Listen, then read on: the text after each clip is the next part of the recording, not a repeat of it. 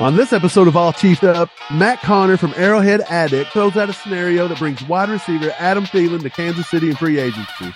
There's also rumors that teams are calling the Chiefs to inquire about trading for Clyde Edwards-Helaire. And we got your combine results and the players that the Chiefs are targeting. Stick around for all this and more. What's happening, Chiefs Kingdom? Welcome back to All Chiefed Up. Matt Connor of Arrowhead Addict has reported that Adam Thielen could be on his way to Kansas City, but there's a big if, Mike. What is that?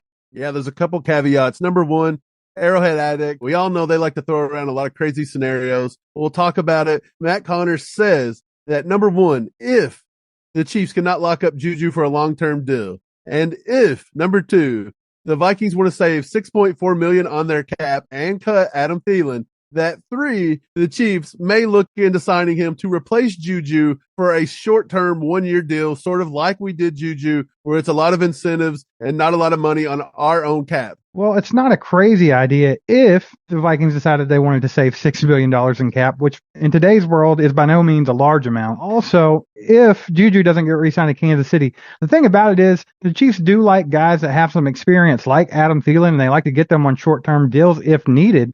But if you have Juju Smith-Schuster, who's already here and has just as much experience at 26 years old as Thielen does at 32, then why not go ahead and roll with Juju? So if we don't have to get in a bidding war over Juju with another team, then I think it's safe to say that the Chiefs are going to try to lock him up. Yeah, I would rather have Juju long-term, hands down. It's simple. If not, is Thielen a possibility? Yeah, I would consider it. He is 32, 6'2", 200 pounds. And in his 9 years at Minnesota, he played 135 games, 776 targets for 534 receptions, 6,682 yards, 55 touchdowns. So he is still productive. In the past 2 seasons, he's played 13 games, 17 games. He's had 726 yards for 10 touchdowns, 716 yards for 6 touchdowns. And just this last year, he played 89% of the offensive snaps. So there is still some left in the tank. But would Kansas City throw out a big bunch of money for Adam Thielen? I don't think that's a possibility. I think this is a pipe dream by Matt Connor. Absolutely. I mean, everything would have to fall into place for that to even be something that the Chiefs would consider.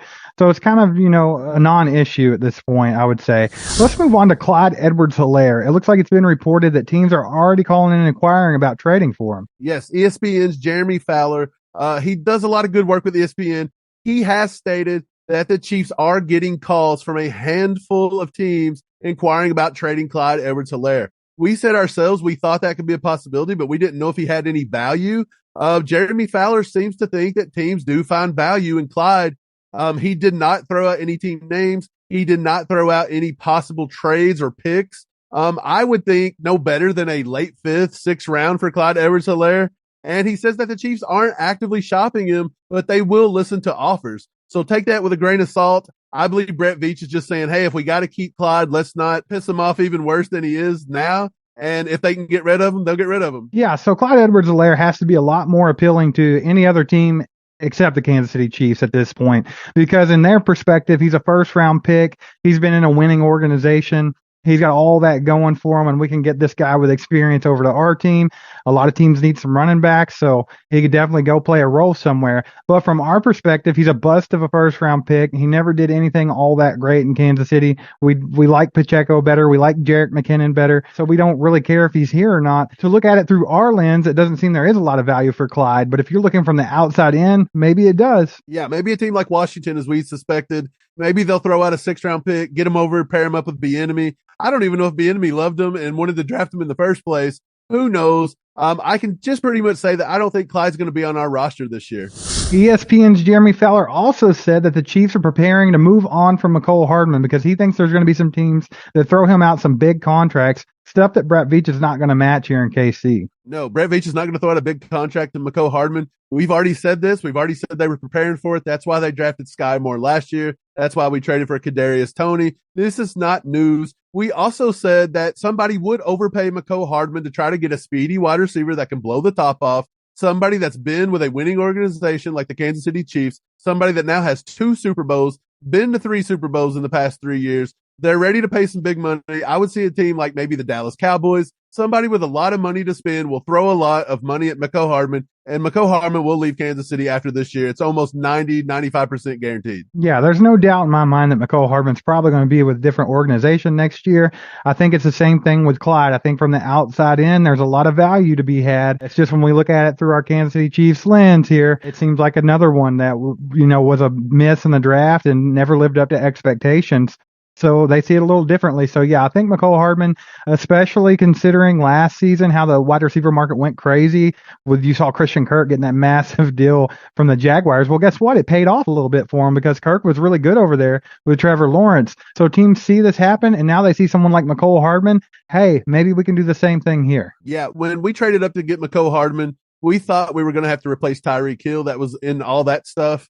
He never really panned out. We traded up. We selected him over DK Metcalf. There's always been a small taste, a bad taste in Chief fans' mouth over that. He's never really lived up to it, and his potential has always been a little lower than we thought it should be. I think McCole Hardman's numbers in Kansas City are numbered, and he's more than likely gone. That's the closest I ever came to throwing something at the TV over the draft, is when they selected McCole Hardman and did not say DK Metcalf's name there. I was so furious. Yeah, the last time I think we were that furious was way back in the draft where Russell Wilson got selected, and we thought they were going to take a quarterback and possibly could have got Russell Wilson. That would have paid off pretty well, but I don't know if we'd have had Mahomes if we'd have done that, though. So it's a good thing, though, that they didn't do it, because not only will we not have Mahomes now, but we stuck with let's ride. Let's not. So the 2023 NFL Combine has wrapped up in Indianapolis, Steve. The Chiefs done a little formal interviews, which are the good interviews. They've done some informal interviews. They've done probably about 40 to 50 back and forth between these. Some informal interviews that, we thought you guys would want to take note of. Isaiah Foskey from Notre Dame, a defensive end edge rusher. Lonnie Phelps, linebacker from Kansas. We thought you guys would know that name. Julius Brents, cornerback from K-State. Also, they've done some informal interviews with. Well, let's get on to the formal interviews. Here's a couple names that I thought that you guys would like to know. Derek Hall, defensive end Auburn. Keanu Benton from Wisconsin, which we both talked about in our last video. Nolan Smith, defensive end from Georgia. Jervon Dexter, defensive tackle from Florida. Dalton Kincaid, tight end from Utah. Jalen Hyatt, wide receiver from Tennessee. Darrell Wright, right tackle from Tennessee as well. Steve, out of all those names, which one intrigues you the most? The one that intrigues me the most is Dalton Kincaid, the tight end from Utah. It looks like to me, if the Chiefs are interested enough to be talking to a tight end that is projected to be a first round, a second round guy, I think they're seriously looking into improving that tight end room. I don't know if they think that Kelsey's going to have to slow down a little bit, not get as many reps this coming year. They want to prolong his career as much as possible. But Dalton Kincaid's solid, man. He has flashes of Kelsey. He looked really good in his last season with Utah. He had 70 receptions for 890 yards and 8 touchdowns. He averaged 12.7 yards per reception. He's got all the athletic ability in the world, yards after catch, all that good stuff. And his RAS score, what they're kind of predicting that'll be about, he didn't do anything at the Combine. He's going to do all of its pro day. But they're predicting he's going to be somewhere around what Travis Kelce was when he was coming out of Cincinnati. Yeah, I really like Dalton Kincaid, Steve. He's 6'4", 242. He does look a lot like Travis Kelce. We said that. We were talking about Michael Mayer from Notre Dame, but we think Dalton Kincaid's got a little more, a little more wiggle, a little more way to get open. He looks more like Kelce.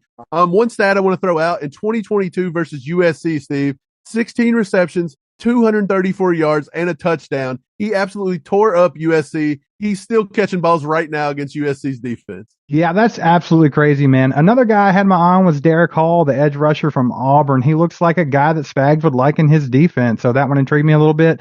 Who intrigued you out of these interviews, Mike? Yeah, there was 2. Jalen Hyatt, wide receiver from Tennessee. There's some comps on him, maybe Justin Jefferson, maybe somebody like Deshaun Jackson. But the one I want to focus on is defensive tackle from Florida, Jervon Dexter.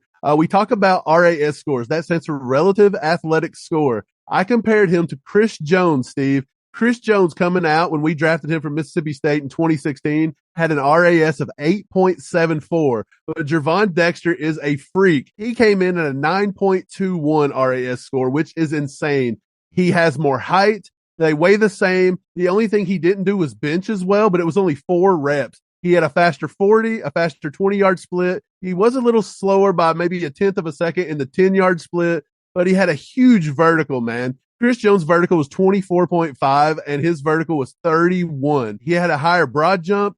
His shuttle and three cone were just a little smaller. But yeah, man, it looks like Javon Dexter is a name you could keep your eye on maybe in the second round. It wouldn't surprise me if we didn't take a shot at him in the first, especially if something was to happen and we can't even get Chris Jones re-signed to a long-term deal this time. But either way, we're always looking to improve that defensive front, and Javon Dexter could be a big piece to help Chris Jones in the next year. Yeah, well, that's something we absolutely have to get done is get Chris Jones locked up long term. He's going to retire, Chief, guys. Don't worry about that, but he could be a good compliment right there beside of him. I would also like to go on record that we said that Anthony Richardson was going to be the new media darling after this combine, and sure enough, man, they're all drooling over him after that 4.44 40 and all that good stuff. They see how good this guy can move. He can throw the ball a mile. I'm telling you, dude, he's going to be everyone's favorite in this draft coming up as far as QBs go. Yeah, I totally agree. Tyjae Spears had a pretty good showing as well. I thought Bijan Robinson looked pretty good as well from the running back position. A lot of wide receivers, a lot of fast DBs. This is going to be a pretty deep draft, Steve. So the Chiefs winning Super Bowl 57 never gets old. Love watching it, love hearing it, all that good stuff. It was documented really well in this episode of The Franchise here and posted by the Kansas City Chiefs. Make sure to watch that, enjoy it, have fun. It's good stuff.